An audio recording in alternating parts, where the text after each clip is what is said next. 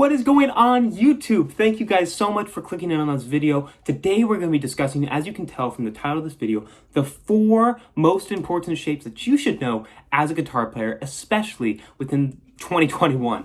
First of all, before we go anywhere, I want to say thank you guys for 1,000 subscribers. This means the world to me, and this means that we are a step closer to reaching 1 million subscribers and getting on my way to having this as my completely independent way of living, and I just appreciate it, guys. So if you want to support me, if you want to support this journey, and if you want to help me fund my life so I can keep teaching you guys more about the guitar and more about life and more about music, definitely hit that subscribe button. It changes my life and it's completely free. Hit that like button if you enjoyed it, or hit the dislike if you didn't like it, and comment down below if you have any questions regarding any of the material. I do respond, so definitely check those out if you have commented. So what are these 4 shapes? Well, here they are. Now these could all be seen in what I just played as A minor 9, but within C major, you can play them as well.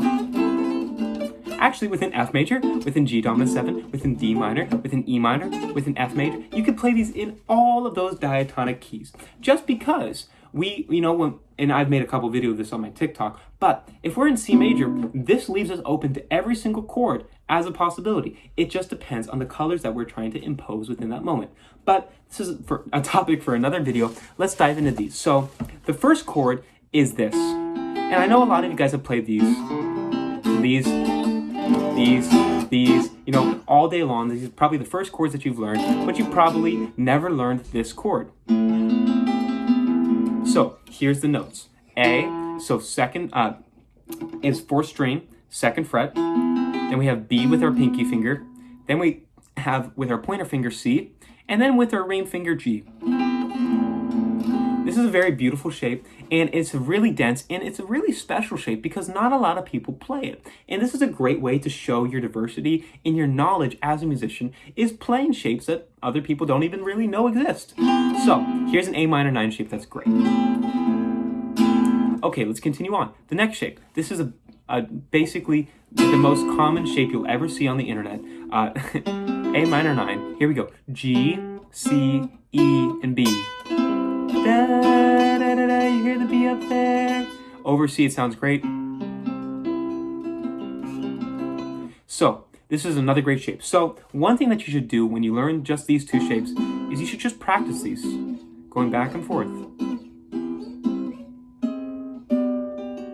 Practice them in different keys. But we will jump to how to practice that in a second. The third shape is this. So it's going to be A, E, G, and then D on top. And then you can throw the C in there if you want to make it all, the same shape, exactly. But for this point, I'm just going to say you should probably do it as D, just because I like that coloration. And, some people say, well, I want to keep it every single note the same. Great, do that. Keep it all the same. So you could play, if you want to, C, G, E, and then A. And so something to note about this is that we're playing all of the same notes, just in different places, in different arrangements of their inversions. So take note of that if you want. Now let's practice these 3. So go like this.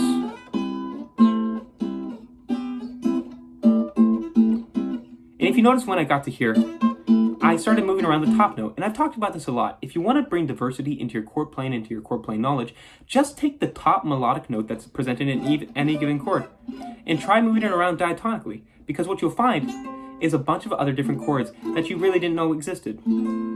Okay, so the last and 4th shape is this. A minor 9 again, but up here on the 10th fret to the 12th. So the first note is C, 2nd note is G, the 3rd note is B, and the last note is E.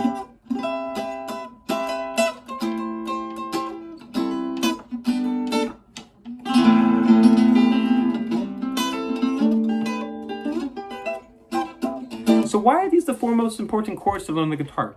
That's a great question, and that's probably the question you should be asking. Well, this allows you to move in one chord going up and down the neck. So say you're in C major, and you want to imply something really dark and dense. There you go. There it is. Well, or maybe say you want to imply something really bright and high. You you do that up there. So this allows you to pick and choose where you want to place your chords in terms of frequency and tonality, and then secondly, how you want to present them in terms of the notes. So now that you've learned this, and I hope that you maybe paused this video, learned all these, or maybe you took even a couple weeks to learn all these videos, but before we go into this next portion, definitely make sure that you have all these underneath your belt, because you're going to want them for this next portion. So the next thing we're going to do is we're going to take these and we're going to learn these through, say, the circle of fourths, okay? Well, what is the circle of fourths? Well, it's this.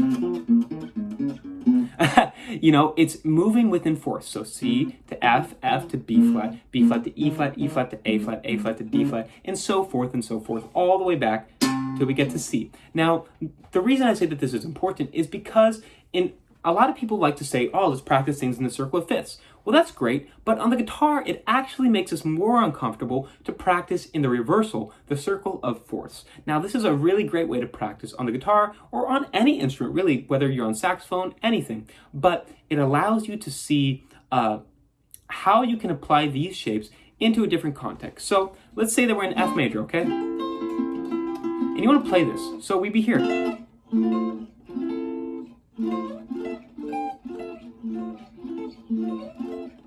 So what we're going to do is we're going to go all the way from A, all the way top, and then we're going to go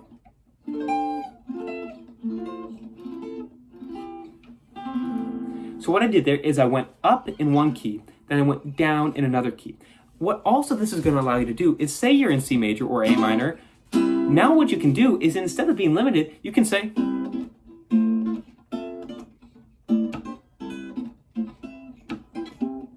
see, what I was doing there was I was combining C major, those four shapes, in C major, and then I was implying them over the four shapes in F major.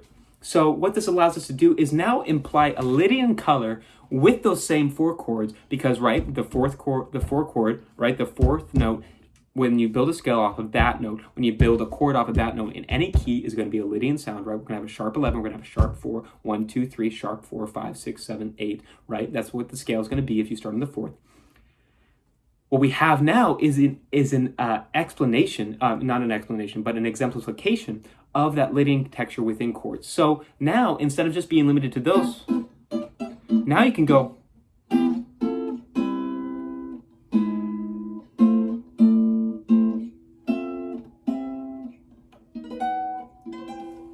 right?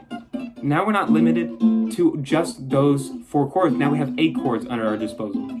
So this is all, guys, a big game of how many chords can I learn and how many different ways can I practice it in order to get the best utility out of my playing and out of my expression. So if this video helped you in any way, I know that a lot of people don't want me to talk about this stuff because it's really giving away the secrets of guitar, but you guys need to know it and someone has to say it. So here I am. So if it helped you in any way, hit the subscribe button, because that lets me know to keep going and keep posting these videos, and it changes my life and it's completely free. So thank you guys so much again. I look forward to seeing you guys in the next one. God bless you guys. Bye.